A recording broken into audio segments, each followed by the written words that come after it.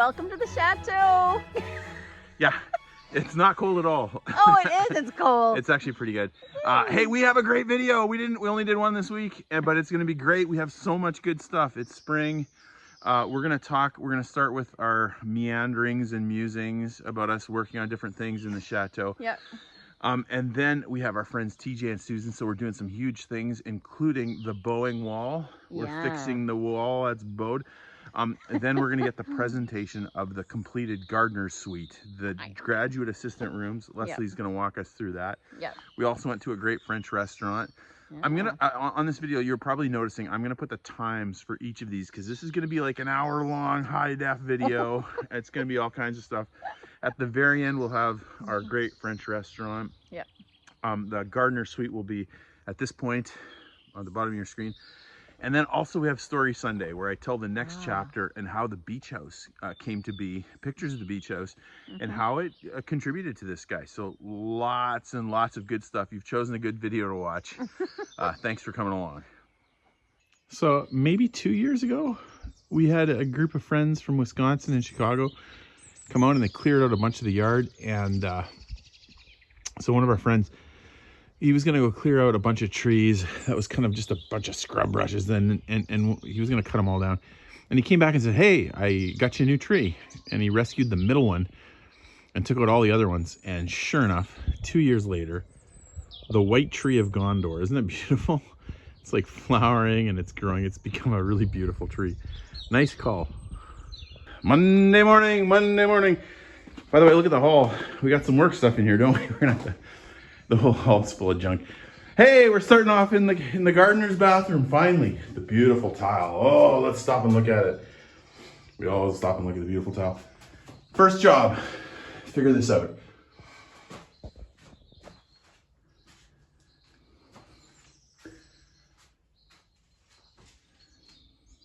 Honestly, I might take this door down because it's just sort of in the way and we can work around it. It's gonna get painted anyways. Now, here's my idea.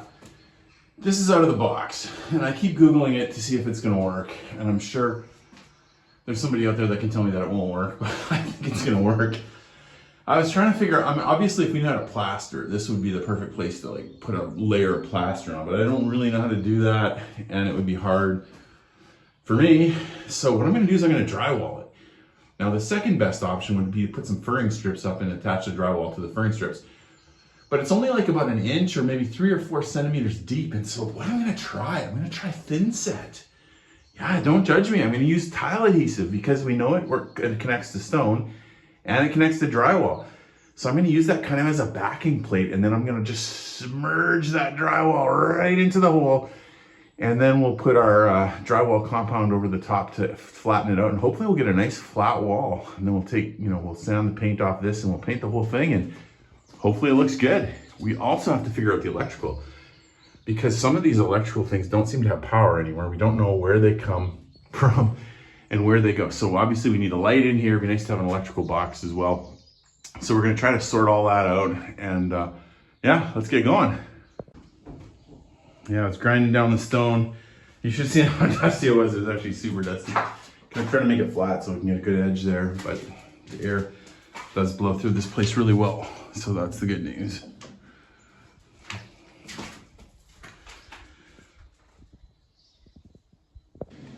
It's going well. Got the drywall, we're cutting it, and I got a bunch of pieces cut already. 1 or 2 of them just sitting up there. And we'll get them up. We'll see if they stay. Okay, today we're full throttle ahead at getting some bedrooms and bathrooms starting to get cleaned. Rained last night, so there's some puddles outside. And later I'll go out and work on the pots. Yeah, I went to the nursery yesterday and found a few plants to get started. And but right now we have some friends coming to help get everything together, and our daughter as well. So we got to get some of these bedrooms tidied up and smelling delightful. So sinks, floors, tubs, showers, and toilets. And of course, any number of bugs on the floor. This bathroom is actually really good. Hardly any bugs on the floor, There's a few, but you know, not bad. Not like another one I'll show you later. For now, I think the vacuum can handle this just nicely, and it'll be great. So, bathroom clean. Now the bedroom, fireplace, floors, make the beds, clean the garbages, set out all the towels, the linens, flowers, all that kind of stuff.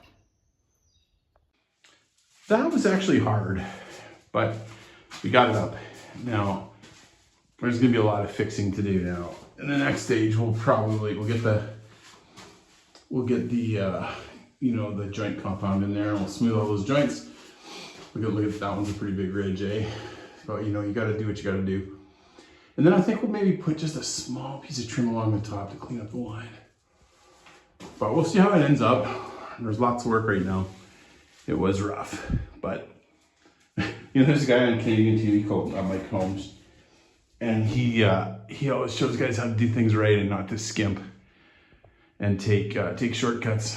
And I appreciate, you know, that. On the other hand, I also sometimes watch thinking he probably has more time and money than at least I do, maybe some of the rest of us. You'd love to do it right, yeah, and you know, you'd love to spend, I don't know what you do, probably plaster it. But you do what you can, and live and let live. We're gonna try to find a creative way to do it relatively quickly and for not a lot of money, and hopefully it's gonna look good. We'll see when we get down. It's Tuesday morning, the wall boards are hard, well, almost all of them, and I put some mud on them. Now that looks bad. Don't judge me yet, wait till you see it at the end. It is rough. Rough, but you know what, it's gonna look good, I think. We're gonna flatten her all out. We'll put 3 or 4 coats of this on. We'll keep sanding it till it's good, and yeah. You know, we'll trim across the top. We'll trim across the top to give us a nice even line, because it's not completely even. What's tricky is knowing how to trim out this. I think we might trim out the side, but the back, it kind of ebbs and flows, and so it'll be fun to kind of preserve that somehow. We'll see. The paint has not fared well on the concrete, and so we'll give that a good scrape. Hopefully our paint will fare better. You never know.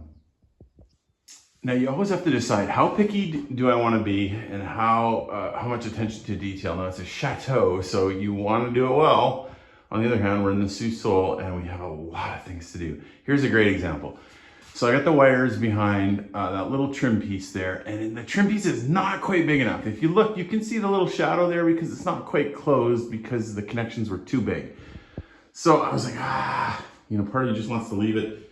But no, I just go out and buy like a $4 bigger piece, and I'll have to take that one down and then install the bigger one. And then I think it'll look better long term, or at least it's safer probably too. And again, a second coat on that little divot. Folks were saying you should, like, you know, put something across it. Yeah, there's lots of good ways to do it, but I knew I was gonna put a couple coats, so I just threw one in rough and then put another one nicer, and we'll sand it, it'll be good. It's always fun at the end when you do some little touch-ups. Like, we had enough baseboard to put it in this room, which is great. Just cleans things up a little bit, you know, cleans things up a little bit. And then again, we got the track up there. That track fits, a little bigger than I'd like, but it fits, so it's safer. Then coming into our work hallway. Yeah, lots of work. Finally got these guys up, and I think they look good. Again, it's an homage. It's an homage. The ones on the outside, the trim on the outside was sort of permanently stuck down there. So this is coming really well. We'll wait till we get all the cushions to give you the full reveal, but yeah, coming along. Just reading comments on YouTube, and someone said Mr. Bingley needs his own channel. And I mean, it could be this. We could put a live camera on him. He does a fair amount of this. In all fairness, he was running around all morning. Yeah, he was out with me while I was mowing the lawn. Well, Tuesday morning went so good that I rewarded myself with an afternoon of mowing. Oh, it looks better when I'm shooting it down the down angle. There are some problems, but so beautiful. Hey, look at there, it's Mr. Bubs.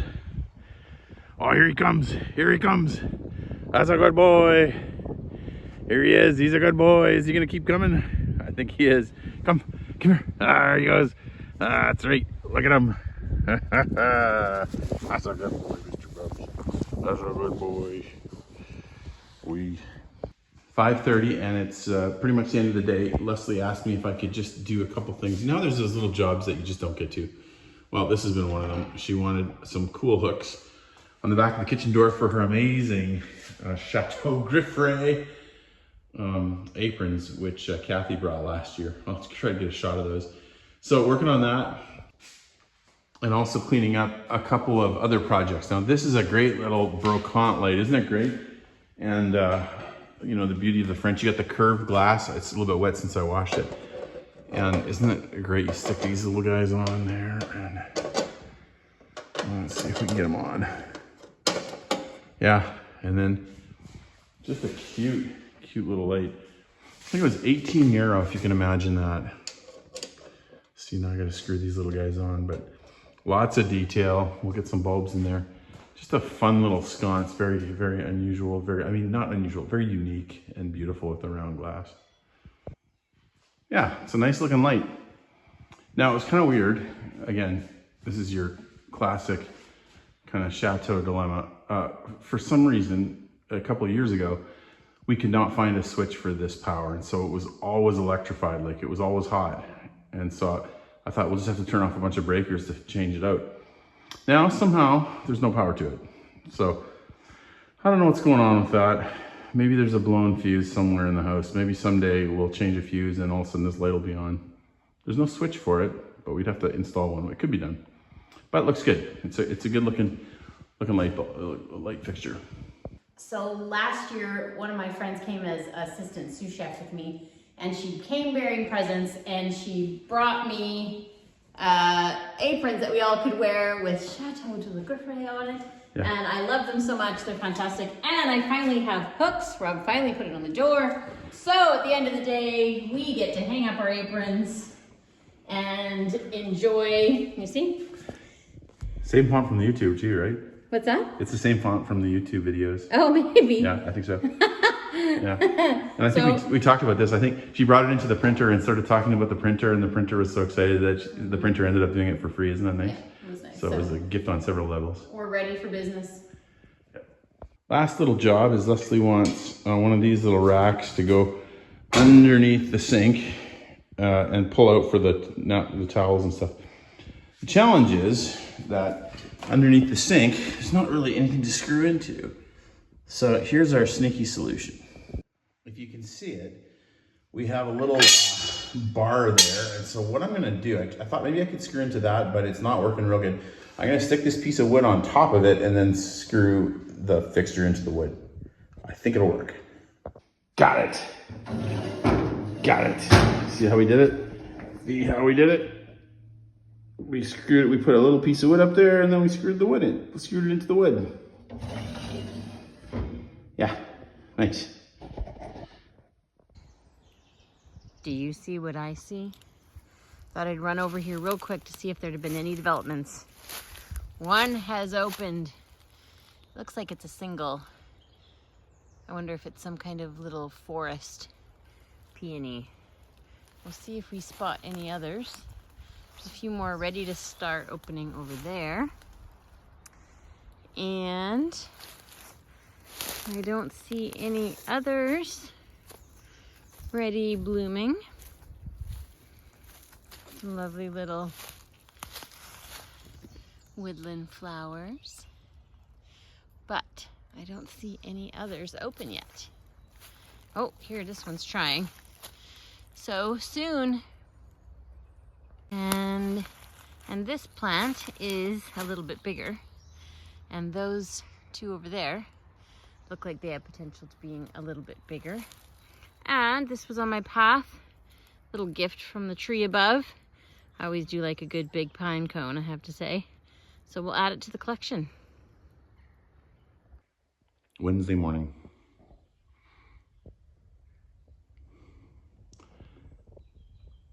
It's fun that field always changes looks. Lots of different views. Beautiful morning. Time to get to work. Wednesday begins with an absolutely beautiful day. I can feel the warmth streaming in and the sunshine. boy, I think Leslie wants me to go out and weed whip a bit today, and that will be a job that I will enjoy quite a bit. Today, though, we're starting off, wanted to see how our drywall compound is doing. It is not completely dry. You can see that there's some a little bit darker spots. It's super thick in certain spots. So I have not sanded very much. Now, I think the good drywallers, they don't really take a lot off the first couple coats anyways. And if you're a good drywaller watching this, you know, just I'll accept the patronizing comment. But we're gonna let that dry a little bit more and put some more on. Also, I've been doing lots of scraping with the paint is bad, and also here, some spots it's coming off. I'm gonna come around here. This spot, for whatever reason, outside wall, so it's coming off a little bit more. So we're gonna put a little bit more mud on today. We're gonna finish scraping, and then we're gonna get to tile repair. Now, the big debate right now, again, if we were feeling more dangerous, we could try to take tiles off a hidden spot, like perhaps behind the sink, and then replace them, but we don't, you know, the chances of breaking them, they're pretty fragile. I think for now, we're gonna fill it with either grout or drywall compound. Leslie wants drywall compound, so it's smooth. I like the idea of using grout because it's a little more water resistant and stronger. It won't be perfect, but when you look at it, it'll be flat, and it'll look kind of like, you know, when you have like, you go to a museum and there's the antiquities, and they have a really old piece that they have sort of patched together with things. And anyways, we'll see how it works. And again, some spots need grout. The worst spots are right on this edge, along the edge. And then that one I was just showing you, that's really the only problem. So, you know, all that to be said, I think it's gonna be okay. Beautiful, beautiful day out there. Leslie says this guy's gotta go. So I'm like, well, how do you take this off? And I was like, there's no screw there, and there's no screw there. And so I'm like, well, I guess you just try a little brute force, and then I started hitting it with the screwdriver, and sure enough, this pops off. Hey, there's screws. Life is all about learning. The other thing that occurs to me as you're working on a house like this is, A, you gotta be a learner, and B, you gotta be a bit of a hard worker, and C, you just gotta be smart with like efficiency. Like, so I saw, you know, I thought, well, okay, it'd be nice to get those, you got those anchors in there, and they kind of look gross in the holes if we're not gonna put something there. So I thought, well, I can put some filler over it, but they were sticking out a bit. So at first I tried to pull them out, I couldn't get them out, and I'm spending time on that. And then I started to thought, well, maybe I can knock them in. So I tried to knock them in, and I couldn't do that either. And so finally I'm kind of like, you know what I'm gonna do? I'm just gonna stick a screwdriver in it, and I'm gonna hit it with a hammer, and we're gonna drop it so it's just a little bit behind the surface, put some fill over it, and we're done. And I should have done that at the start. Only takes a couple minutes. And when you own your own business, or when you're doing your own work, when you're managing a house, when you're, you know, taking care of people, it's all about efficiency, and you find faster ways to do things. And I like that. I like that rather than, you know, being kind of like an hourly employee. And some hourly employees are great, but there's also some that are just kind of like burning time and wasting money. And I'm like, no, I prefer to do my own work and live by my own hand a little bit. That's one of the nice things about this. So I've decided to embrace the French geranium, but have also realized there's a lot of kinds of geraniums in this room right now. And I'm gonna have to figure out the deal of what is what. Leslie says she's going French with the geranium. She's embracing the culture. See on the pots, but she's not done. There's gonna be more to come. But again, rain is coming down. Beautifully green. Not enough rain that I gotta go to the attic yet, though getting close.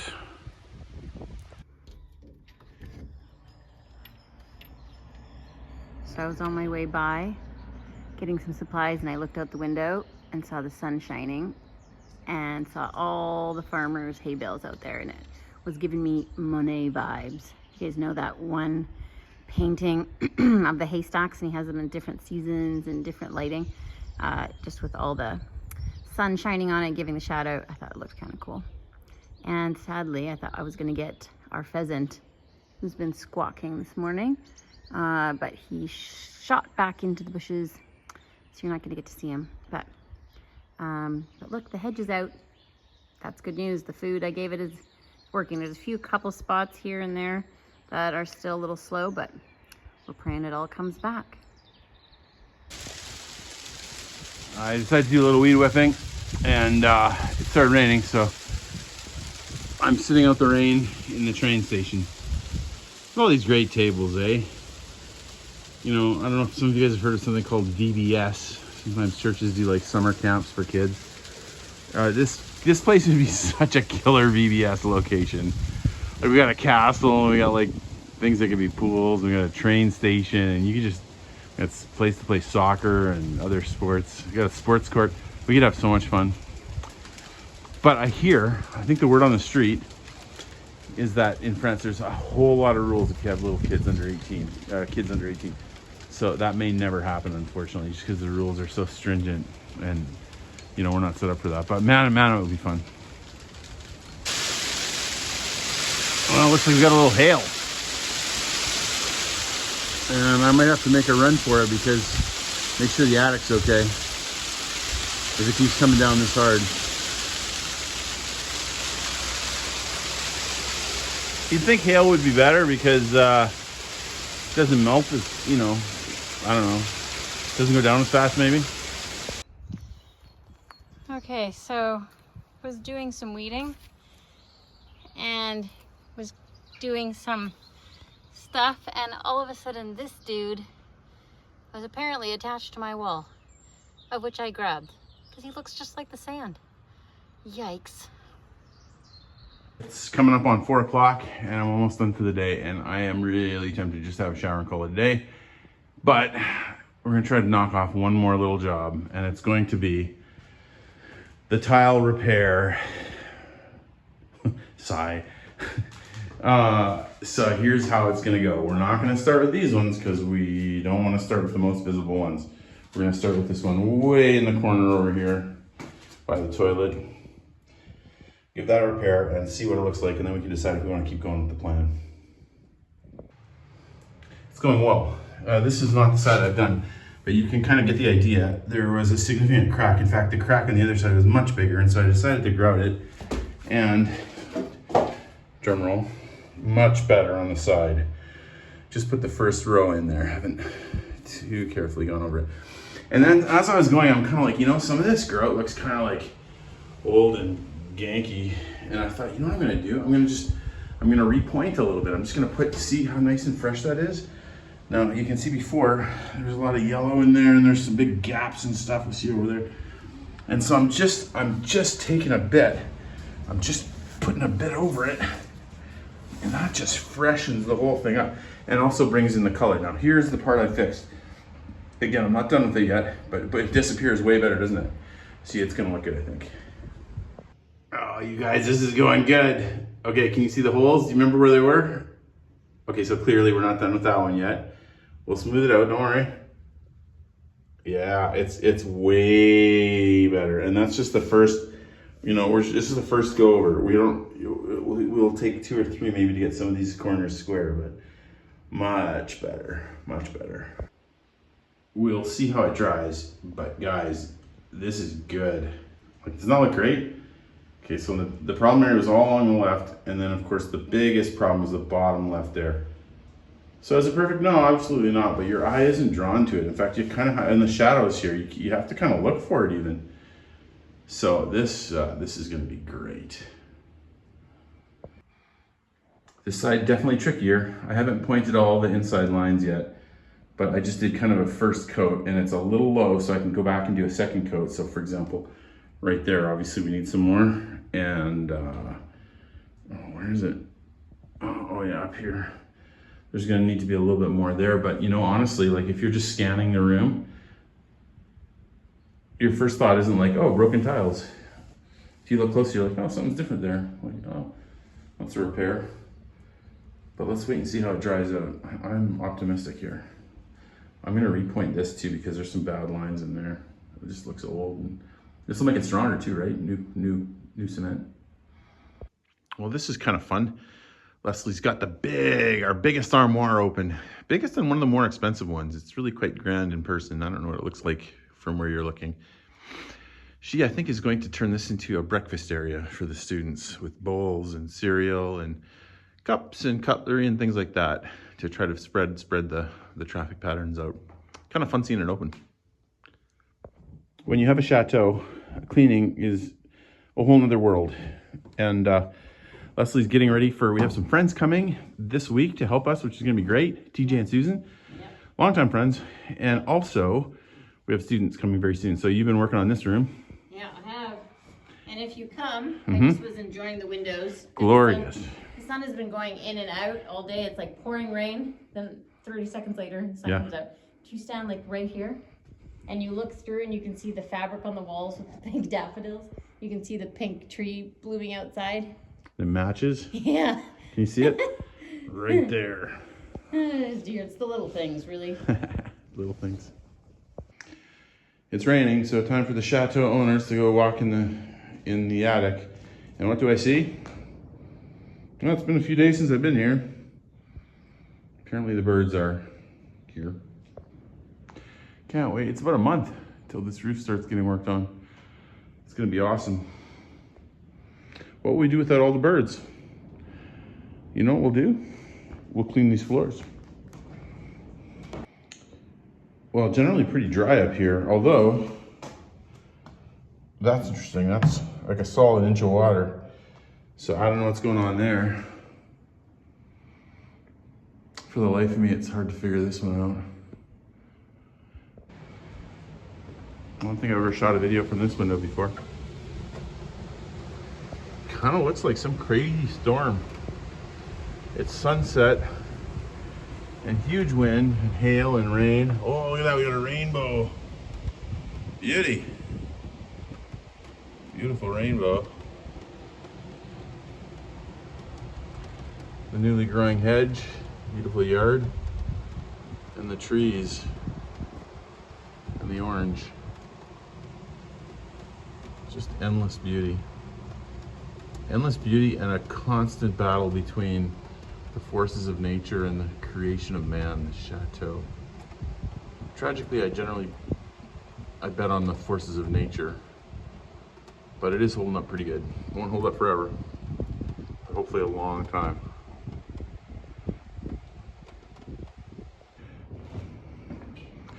Have a listen to the wind.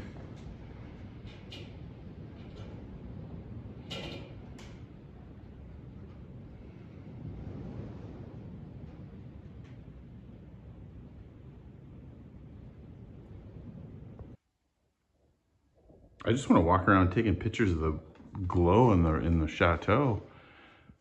The lights are bizarre. Thursday morning, and we're doing some cleaning up. We have some friends coming today.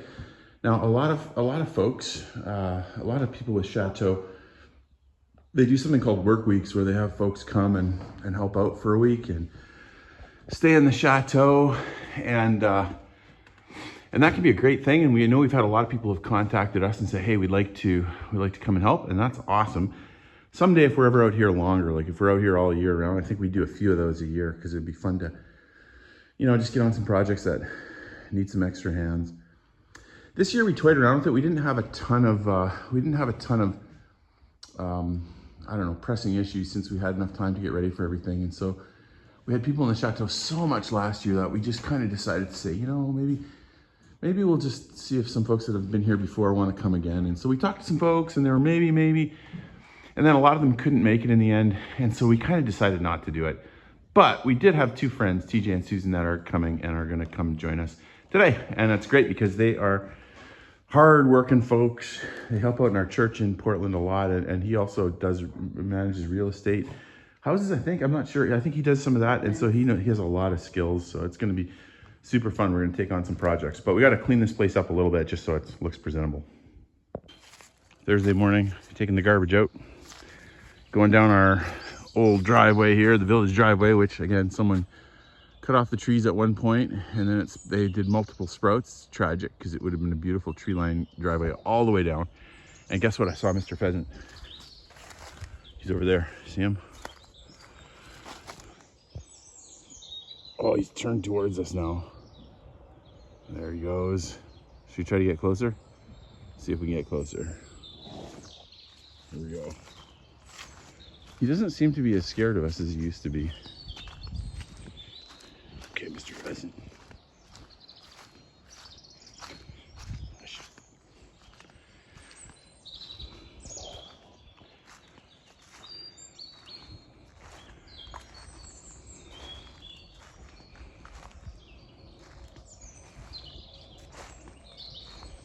Where'd he go? Where'd he go? Where'd he go? Did he run away? Oh, I think he ran away. Rats. Guess my days as a pheasant hunter are still ahead of me. The glamorous life of the chateau owner. Of course, we've changed a lot of glass, and I had a pail of broken glass out here by the garbage. I forgot what it was, and so I spilt it. So now I'm picking up broken glass and trying to figure a way to get it disposed of. And there's a lot of stinging nettles in this area. Tricky, tricky. Rien, tu vas circuler. Vous allez voir ce qui reste de notre plateau. Jusqu'au bout et tranquillement pour que les gens y voient. Allez les enfants. En général, du repas, il y a une deuxième ligne, des notes, fixées avec tous les courriers, avec la prière. I'm in my happy place mowing. It was beautiful out, and I finished a couple jobs. I thought I'm gonna go enjoy some mowing. I also have mixed feelings mowing this area because you get beautiful wildflowers. Now there's only a couple colors right now, but sometimes we'll get 3 or 4 different types. Absolutely beautiful back here. Good news is even if we mow all our side, you know, the other side is unmowed for quite a long time, so there will be some beautiful flowers over there. All right, Leslie and I are having a debate, and we're just cleaning up. Now, I remember we talked about that, how cool those candlesticks are and how well they match with the green. Isn't that great?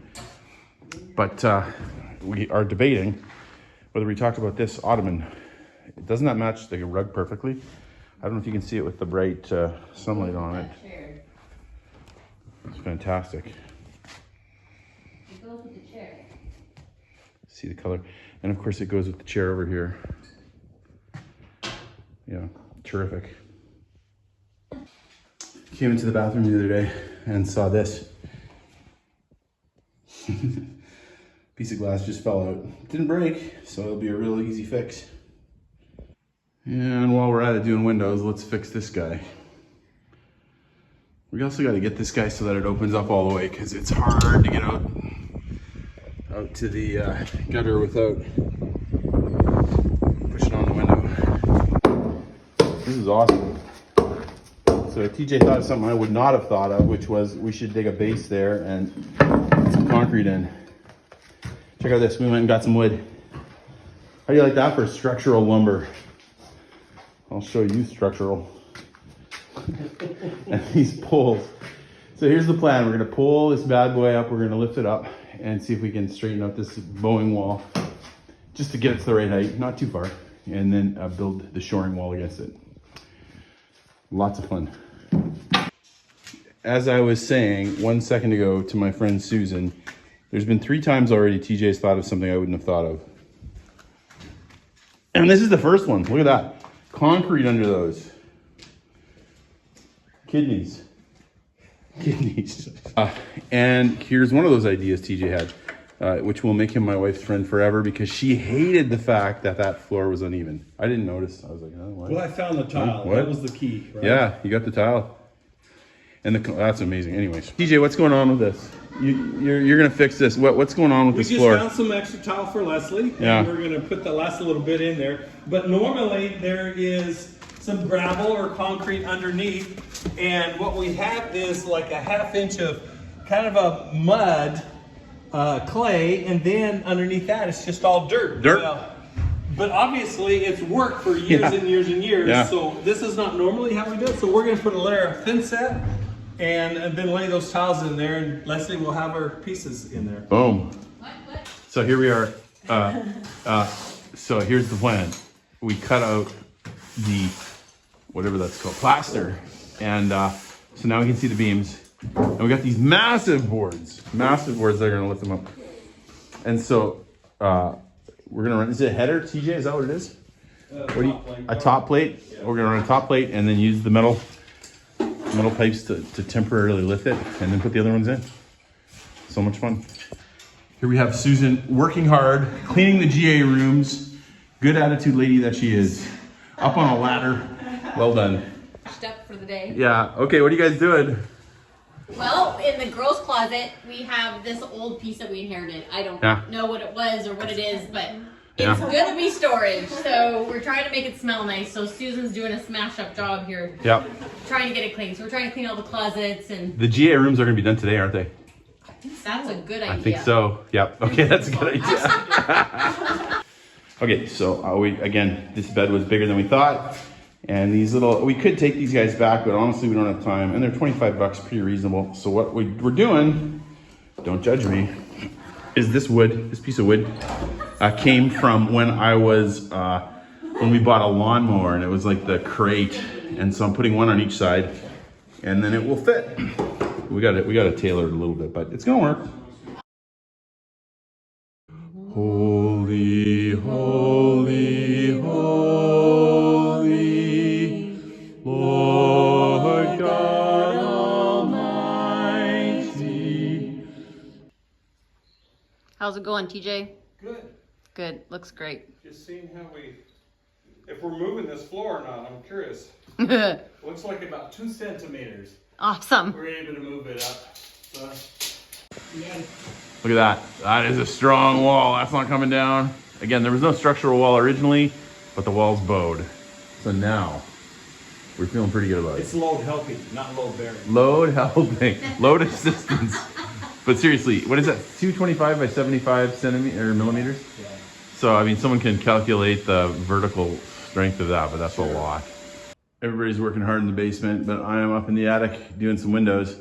You can see this one had 3 individual windows, but there was like gaps between each of them, so lots of airflow. This one I just touched it and it came out, so we'll get a real piece of glass in there. Next door, I got this one on, so now we're sealed. Now, if you look real close, there's lots of caulking around the edges, and it's, you know, obviously it could be done better. But right now we're just trying to keep the water out and keep the windows in. Someday, if we have a lot of time, or if there's somebody living on site, you know, we could get a window factory going and we can redo all these bad boys and do them perfect and have them look good. So you see what I'm saying? You can see a little bit of caulking there, but nobody's up here. And so for now, you know, you do what you can. You do what you can. You know, I've always liked the wallpaper up here, but I never noticed up right on the top, there's kind of a piece of sort of, I don't know, crown wallpaper. That's kind of cool too.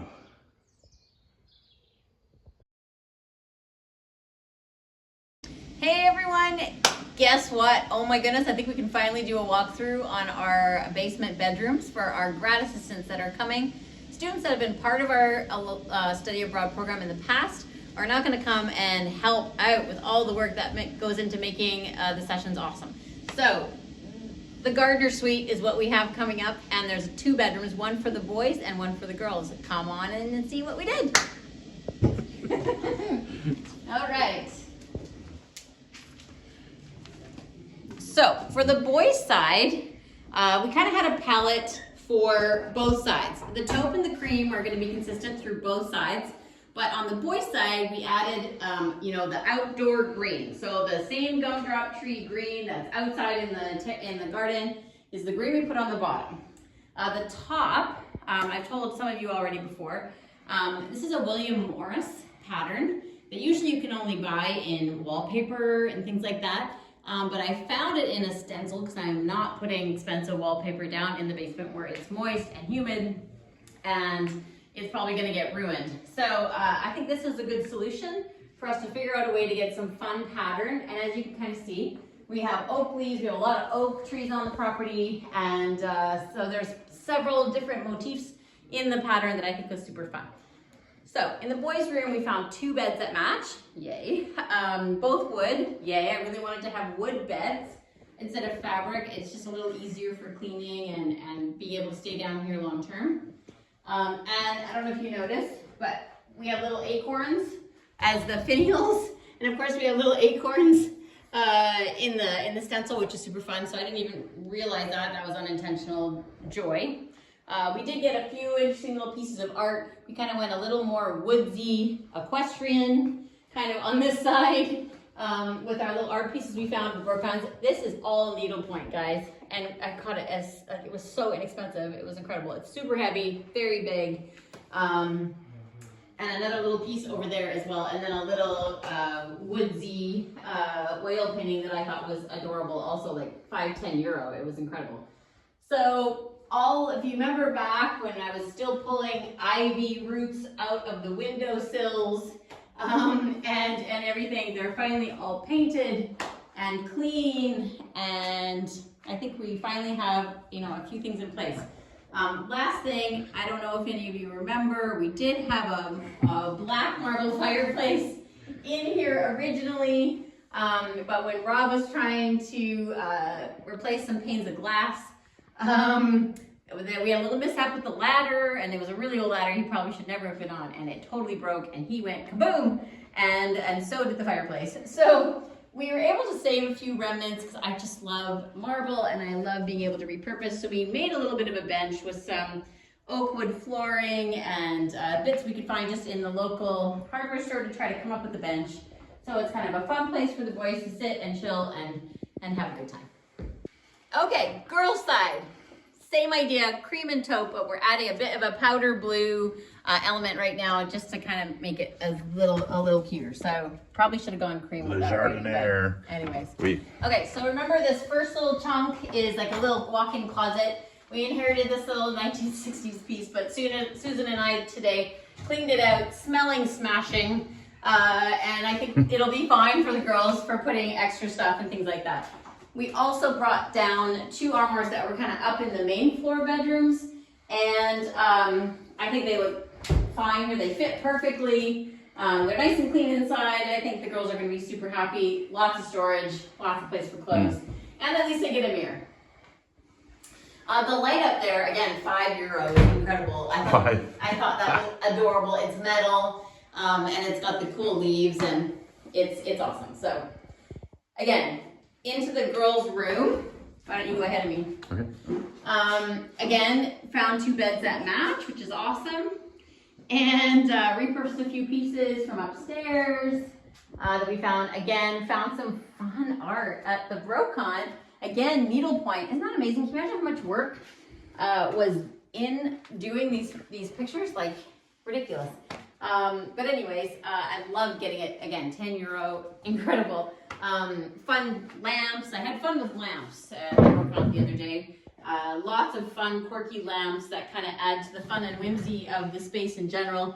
Little fun daisies for the garden suite, and so matching beds. They're a beautiful little velvet, so I think they're going to be great in here. They're going to be super cleanable and easy to use.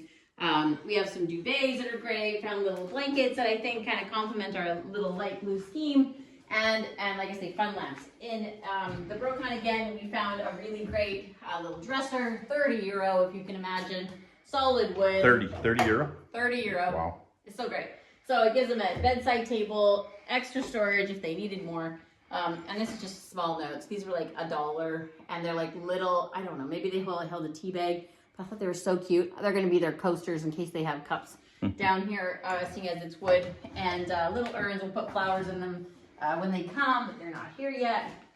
And another little side table with a little alabaster lamp, which is one of my favorite things to find in the Brocons because they're real stone. They're just beautiful.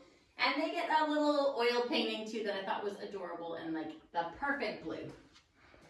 So in here, I also did a stencil. I did cream on the walls and then wanted to have some kind of overall stencil. The walls are not in great shape in this room, and they're very bumpy and lumpy. And so I wanted to have something that would hopefully disguise it.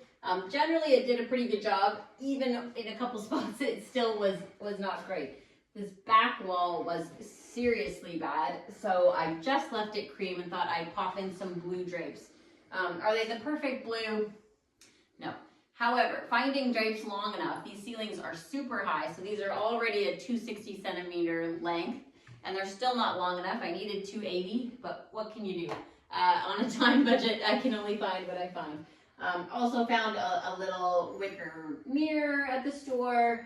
Put some little film on the glass in the door between the rooms with a little curtain. I think that will be great. And we'll lock it up and they'll have a nice separate private place. Yeah, some people have said, hey, what's the deal with you have guys and girls right next? Well, for one thing, it's quite fine. For one thing, they're really character people, but number two, we have sliding locks on each side and a deadbolt in the middle. So we're gonna deadbolt it, and then there's more than secure. So yeah, I think it worked out. And then I have one more little metal flower leaf, a chandelier again that was super cheap at the Broken. I think it's adorable. It just brings in those flowers and the whole organic nature. And it looks like the metal thing is slipped down, so I have to put that back up. But all good. Yeah, it's a beautiful space for 4 volunteer grad assistants that will be helping us with the program this year. Yeah, can't wait. Hi everybody, story Sunday number 5. We're almost done these.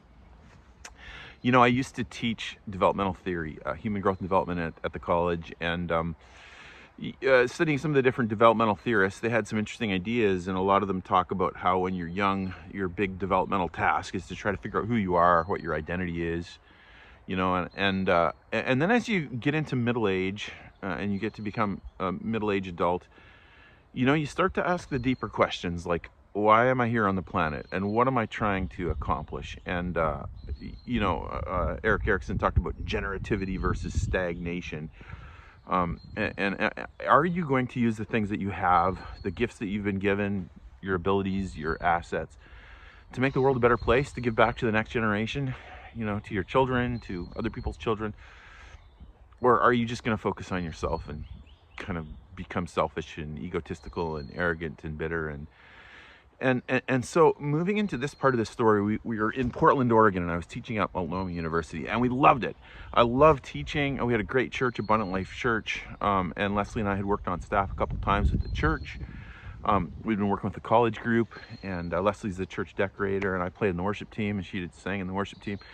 And we had a great time with that, and everything was going fantastic for the first few years. Teaching has always come quickly to me.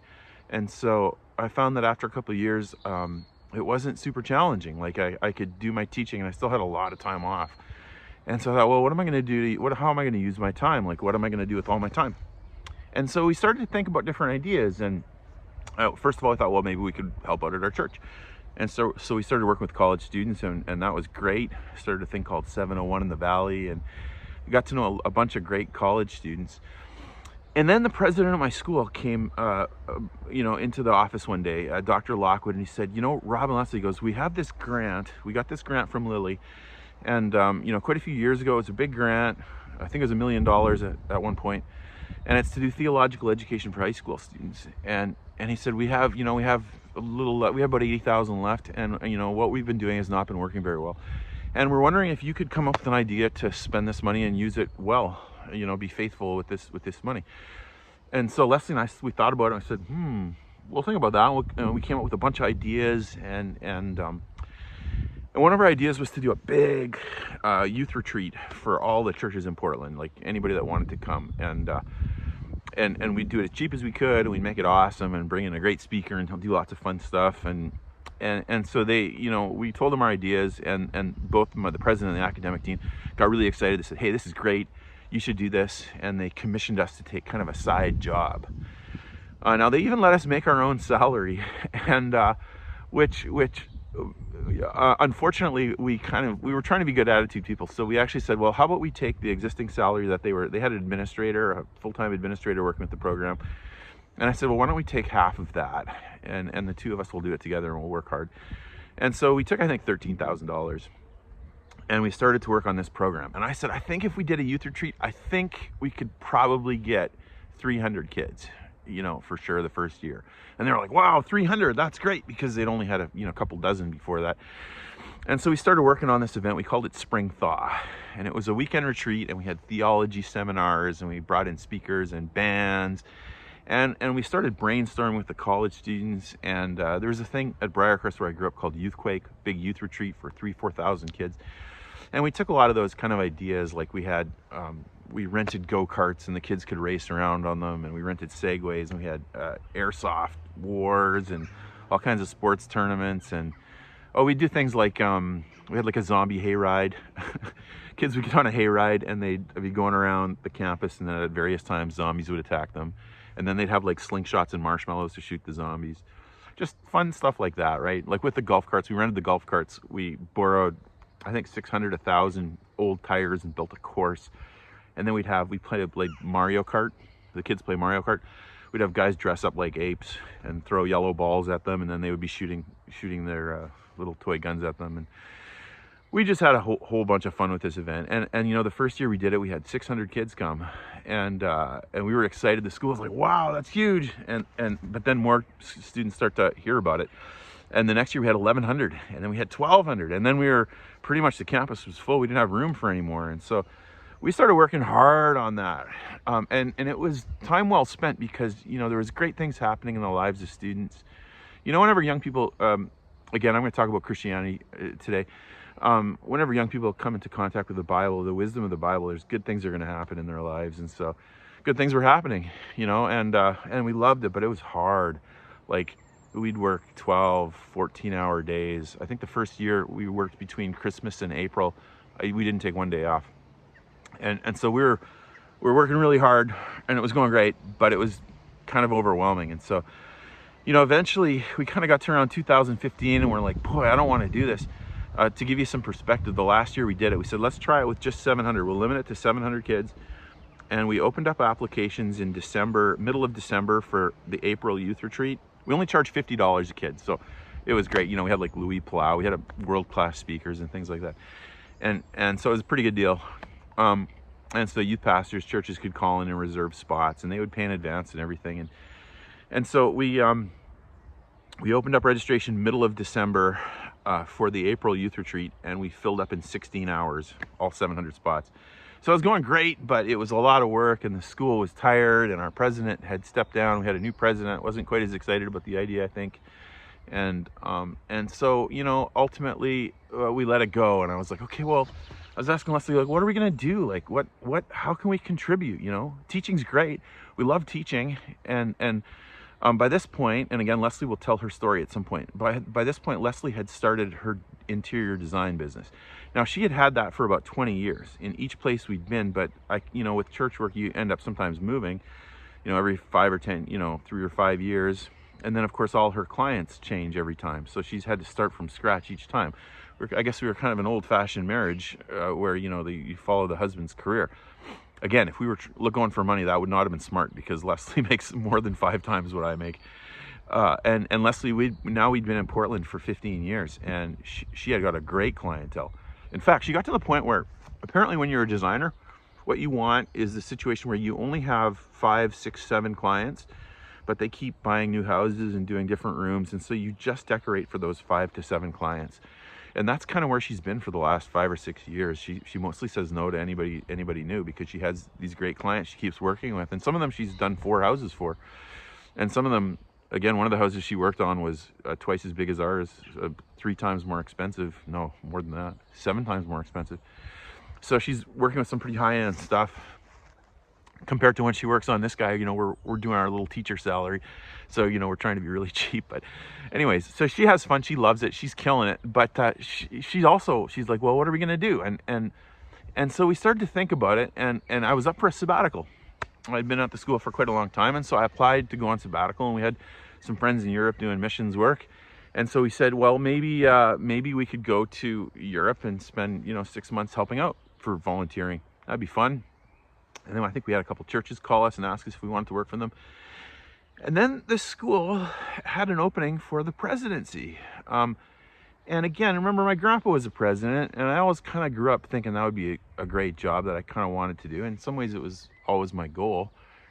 And so I thought, well, you know, I guess, you know, for the first, 20 years of my vocational life, you know, I was kind of waiting. I was kind of sitting back, trying to work hard, keep a good attitude. And I figured, well, at some point, people will notice that I'm a good guy and they'll offer me promotions.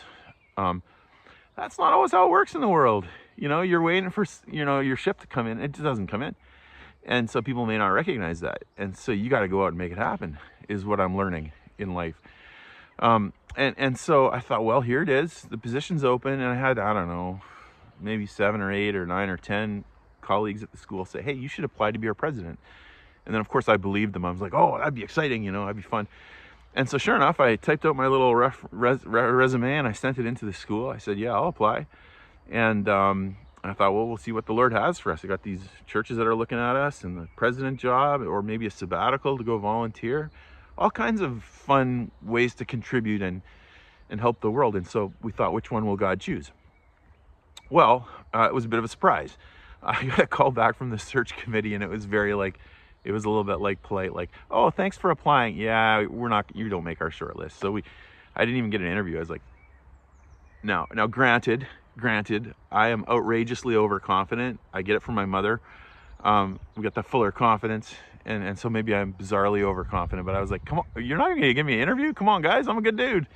You know, I could lead this school. And, but, you know, it wasn't to be. God didn't choose me, and they didn't choose me. And then, you know, the sabbatical application came back, and they said, you know, things are a little tight right now. We're not going to do any sabbaticals for faculty. I was like, oh. And then the church options, we kind of thought, no, we're not going to do those. And so all of our options were falling through. And instead of a great sabbatical or a new job, God gave me a pain sabbatical. A pain sabbatical. I got shingles. And I don't know if it was the stress or what it was, but I'm feeling these things and they're hurting like anything if you've had shingles. And I had that for a few weeks. And again, we're still trying to lead this big, huge youth retreat with 1,000 kids. And then after that, I got kidney stones. Right after the shingles, I got kidney stones. And that was brutal. I mean, I was rolling around on the ground. I thought I was going to die. I went into the hospital, and I was in the waiting room waiting for them to treat me. And I'm supposed to sit in the chair, and it was hurting so bad. I got onto the ground, and I'm rolling around on the ground. That gets you in real quick when you do that at a hospital, by the way, in America. And so I had kidney stones, and it was a pain sabbatical. And we're like, well, what are we going to do, Les? And, you know, Leslie, always the optimist and always the courageous woman, she said, you know, maybe we should focus on something different. We'd almost, at this point, paid off our house. The house in America, we had our houses paid off in Canada because they were cheaper, but America a little bit more expensive. And so and basically, she's like, you know, we've paid off our house and we don't really have any retirement fund to speak of. And by that, she means we don't have any retirement fund because, you know, working in churches and Christian schools, you don't make a ton of money. So, you know, so she's like, maybe we should start making a plan. Like, she's like, maybe we should go build a house out at the beach. And now that's an Oregon thing. A lot of people, there's a huge coastline, and a lot of people rent houses at the beach. And so what people will do is they'll build a house and they'll rent it out to get it paid off, and then they can retire there. And I thought, well, that's kind of fun. But I was like, oh, I don't know if I want to do that. That's kind of scary. And she goes, well, how about we just go out for a day and we drive around and look at some lots? And I said, okay, sure. So we drive around, and I'm going to definitely put pictures on this video because you got to see this. We go to the first lot, and we're seeing all these different places, and we go to a place called Newport, Oregon, which is a couple hours from Portland. It's a beautiful city, beautiful bridge, beautiful lighthouses, lots of seals, lots of whales.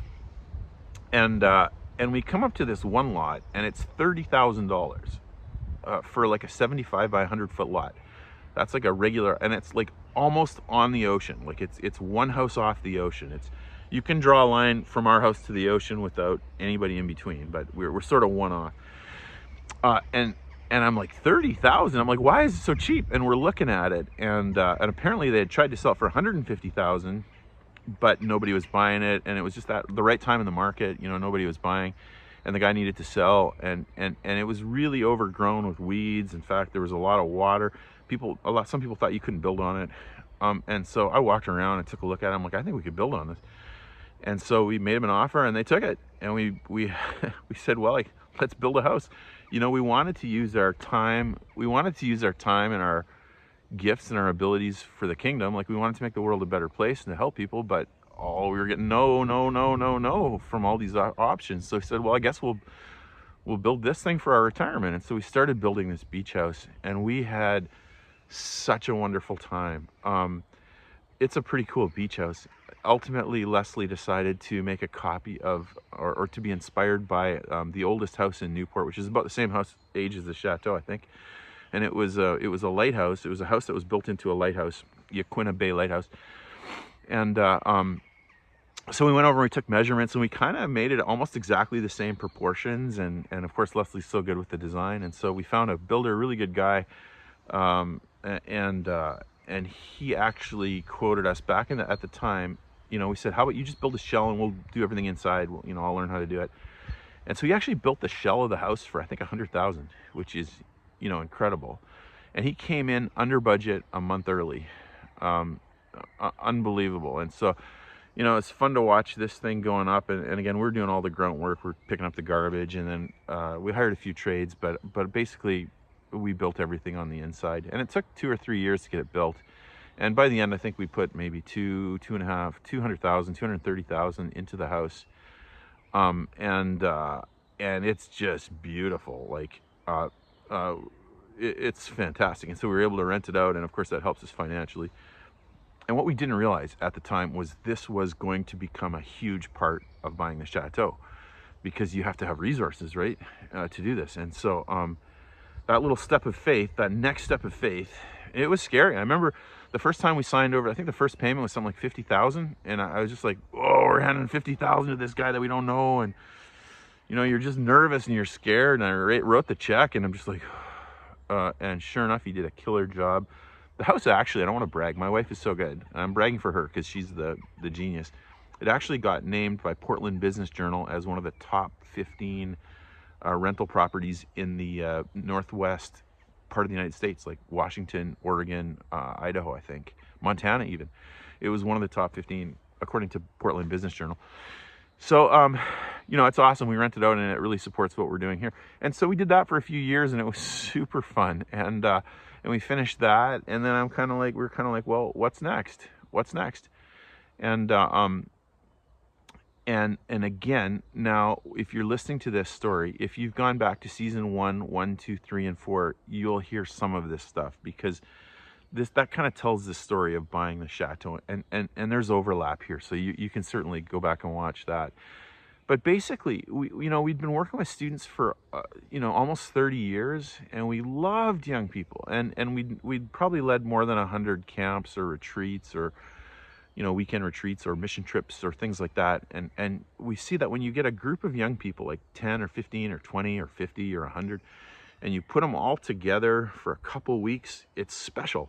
Like, what happens is special. Again, I'm talking about Christianity a lot, so I won't apologize for it, but it's the whole idea of a church, in the Bible, the idea of getting a group of people together that support each other and care for each other and love each other. It's a powerful, powerful idea. Even if you're not a Christian, you should really try to find that in your life. Family would be a great place, or friends or something, but a church is a wonderful place to have that.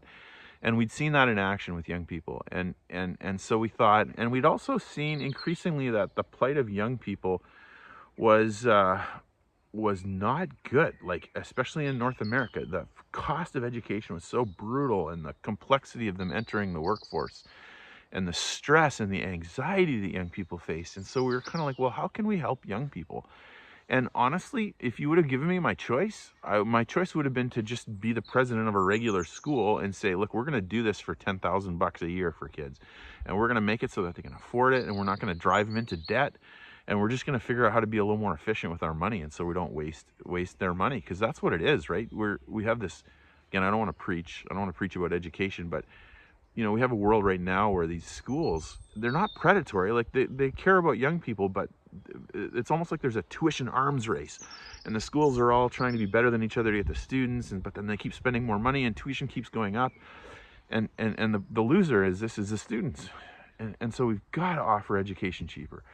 And so I'm thinking, well, we could really help young people. We get them together, and we could see the incredible life change. And then, of course, you realize that we love the scriptures, and so we're like, we could start this program where they read through the scriptures, and it could be powerful, and they live in community, and they live right with their teachers and their mentors, and they have relationship, and we could do it cheap. We could try to do it cheap, and that way we could help them out. And then Leslie said, because I was thinking, how could we do that in North America? Like, could we do that at the beach maybe? Or could we do that by existing schools? Just start a fraternity house? Leslie said, you know, Château in France are extremely reasonable.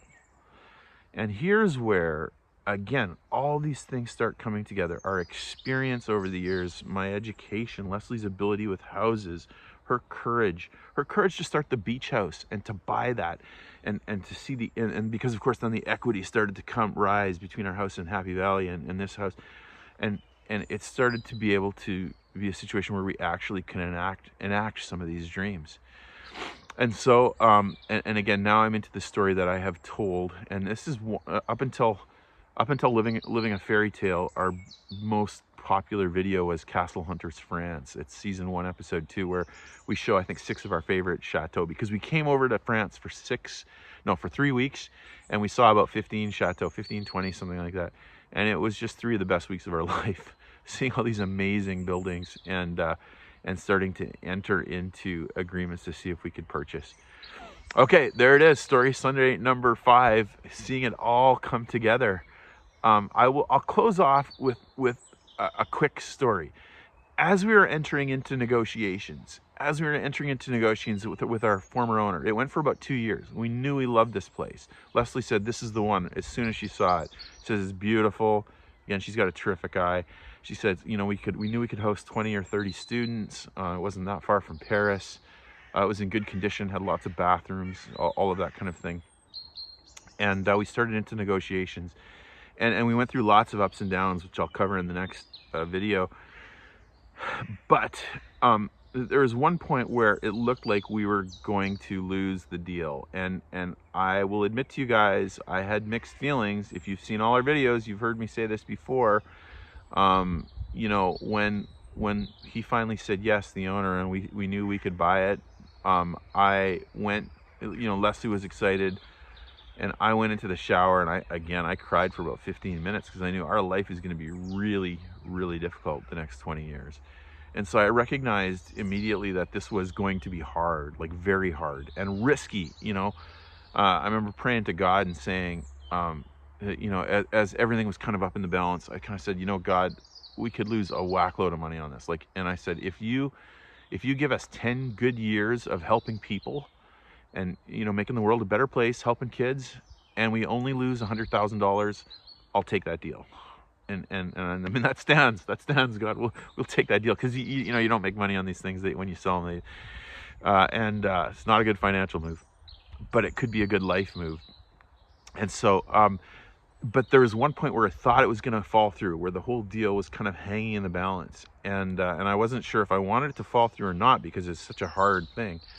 And it looked like it was going to fall through. And I remember just lying there thinking, I don't want it to fall through. I want this to happen because I want my life to count for something. Like, I want to be able to use the assets that we have and the abilities that we have. And certainly we were using them teaching. Teaching's fantastic. And, you know, there's nothing wrong with that. I'm still doing it. So that's great. But I said we wanted to double down. Like, we wanted to even go harder, and we wanted to take risks and be fully utilized. And so we put this out there, and I didn't realize that until I thought I was going to lose it. But as you can see, we didn't lose it, and you'll hear about that in the next video. Thanks for coming along to Story Sunday. 7:30. We're the first ones in the joint. Can you tell who the North Americans are? It's us. C'est moi. C'est vous. Nous. C'est nous. Oui, it's us. Early. Gonna be good. Gotta put myself on camera. Yeah, we've been very bad at not getting out to restaurants, but we'll try to do a little bit better, because the students are coming, and once they're coming, then it's a race. Then we got no time, and we're just working all the time. But we'll try to get at least one video out a week. And here's well, I don't know about during the session, but in the next couple of weeks at least. Yeah. And hopefully you enjoy this meal. There's no place like France. Dinner in France is never second best. Here's the amuse-bouche. Amuse-bouche, of course, the enjoyment for your mouth. And what is it? It's mushroom and crevettes and champignons. So shrimp and mushroom sauce. Ooh. I've had what you have in front of you, and it's delightful. Graine de pavot, tradition ou à l'ancienne? Oh, tradition, s'il vous plaît. Voici. Perhaps Pavot? peut-être, yeah, oui. Voici. Oui. Bon appétit. And the soup is fantastic. I'm going to have some of your soup. There's an egg in there, and then the foie gras, and something else. About this. And look at Leslie's. So, this is white asparagus, and they grow it here. It's at this time of year, the white asparagus. It's very tasty. And, Cashews? yeah, cashews. Yum. Can't wait. Of course, the entree has come out. No, the plat, pardon me. I have beef, asparagus, and potatoes wrapped in something. Nope. Yeah, wrapped in a little. Yeah, it looks terrific. And a puree with a flour. And you have the duck. Same thing. Duck looks good. Oh yeah, same thing. Yep. Yum, yum, yum. Let's go. Okay, dessert amuse-bouche. Orange panna cotta with a berry coulis and a salted caramel Yum. on the side. Yum. This has been terrific, as normal. It's an eclair. And look at Leslie's. It's like a little parfait. Yeah, a little parfait. Terrific. C'est magnifique. Thanks for being with us this week. We got a lot done and we have more coming up next week.